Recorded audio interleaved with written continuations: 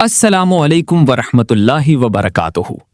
प्यारे वालदैन, आज हमारी इस्लामिक पेरेंटिंग सीरीज का एपिसोड 12 है और आज हम सीखेंगे कि बच्चों के मसाइल को सुनना और उनमें एतमाद कैसे पैदा करना है।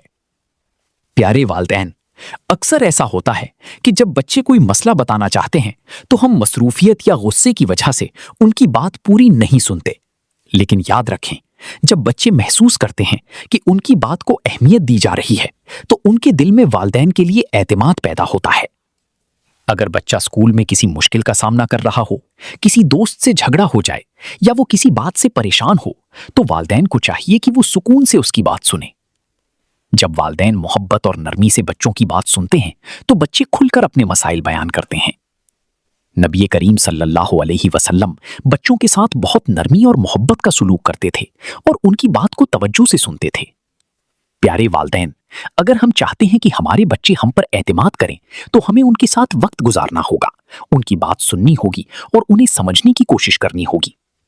जब बच्चे अपने वालिदैन को अपना सबसे बड़ा सहारा समझते हैं तो वो जिंदगी के मसाइल का सामना ज्यादा एतमाद के साथ करते हैं।